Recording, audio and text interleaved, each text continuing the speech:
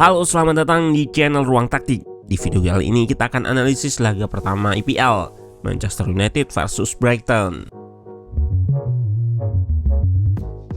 Nah, Ruang Taktik mau kenalin aplikasi yang dipakai buat update semua info tentang sepak bola. Ada berita transfer, update skor, klasemen, semuanya ada di sini.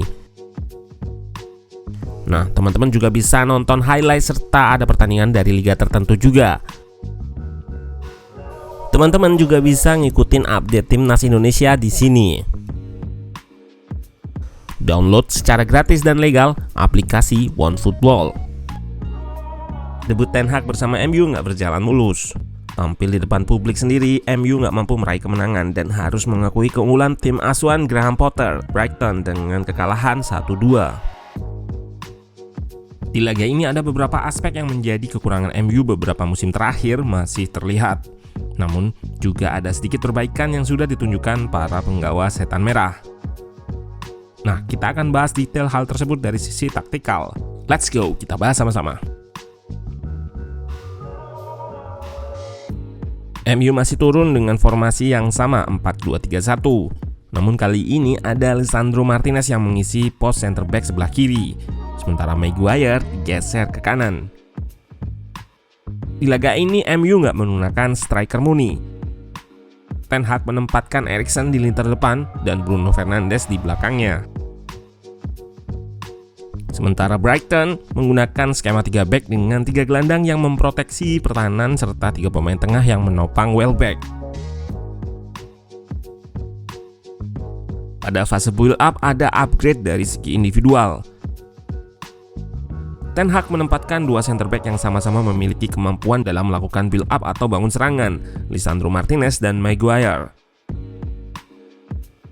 2 center back ini beberapa kali bisa mengeliminasi block press pertama Brighton, baik dengan progresif pass dari Lisandro Martinez ataupun progresif carries dari Maguire.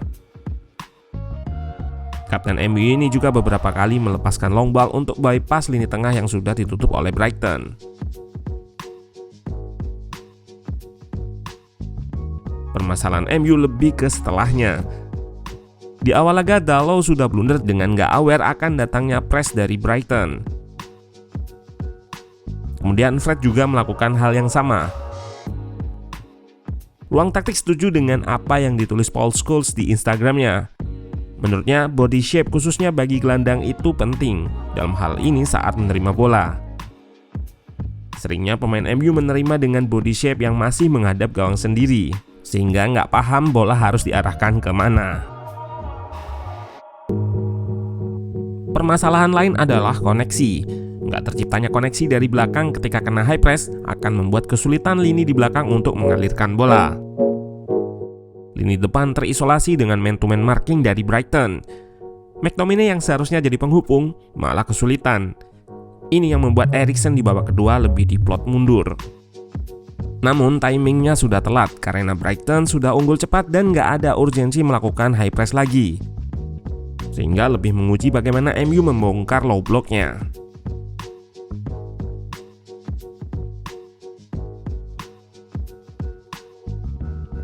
Aspek defensif baik secara individu maupun kolektif terlihat masih menjadi titik lemah Man United.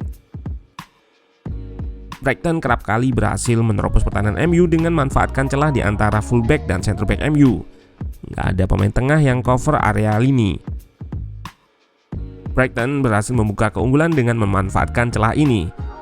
Trossard mengirimkan terupas ke Welbeck yang melakukan run in behind.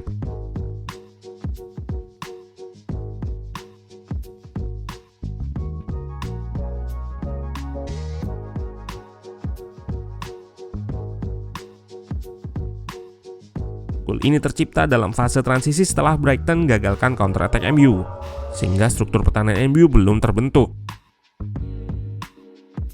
Back masih berada di area yang tinggi dan winger belum turun sehingga ada situasi 2 versus 1 di area Luke Shaw dan Welbeck berhasil mengirimkan assist ke Pascal Gross yang unmarking di tiang jauh.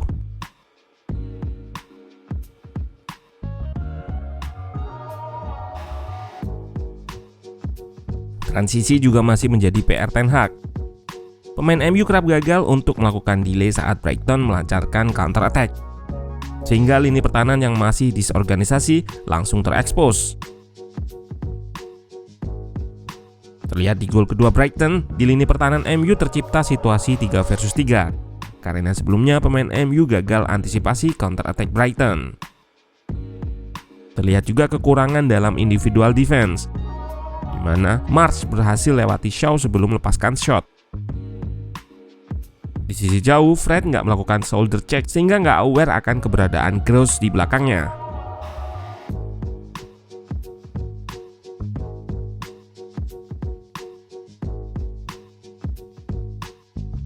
Perbedaan terlihat bagaimana Brighton bisa menahan counter attack MU. Akan selalu ada satu pemain yang melakukan press dan pemain lain bisa turun untuk melakukan reshape atau cover.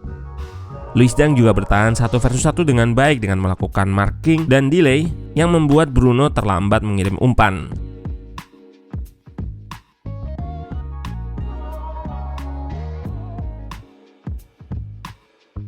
Saat build up, Brighton banyak melepaskan long ball ke lini depan.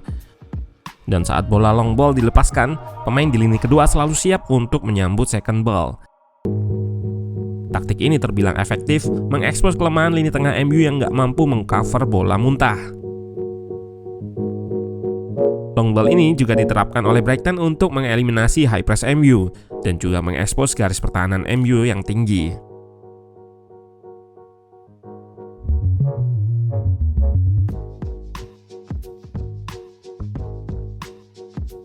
Masalah MU yang lain adalah kesulitan dalam membongkar pertahanan lawan yang menerapkan low block. Hal ini dikarenakan frontan MU yang cenderung statis terutama di babak pertama.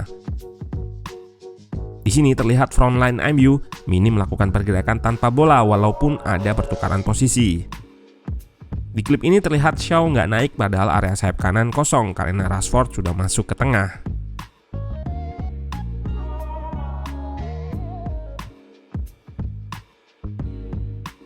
MU sempat mendapat peluang di awal laga, manfaatkan ruang di antara center back dan fullback yang tertarik melebar oleh Dalot.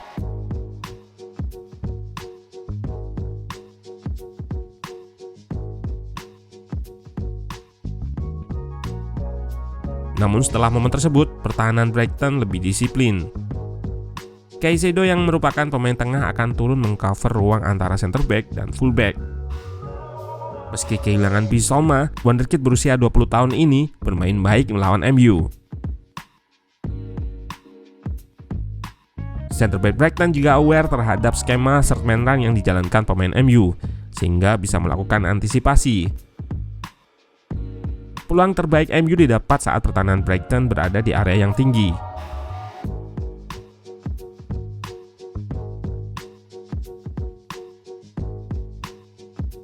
Selain itu, pemain setan merah juga kerap kurang sempurna dalam melepaskan final pass dan juga beberapa kali melakukan kesalahan elementer di final third yang menghambat alur serangan MU.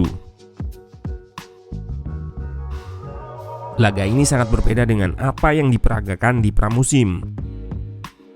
Hal ini juga pengaruh dari kompetitifnya laga yang jelas lebih dari pre-season. Apa yang dibangun di pramusim seolah hilang lantaran Brighton menggunakan high press dan man-to-man yang menyulitkan.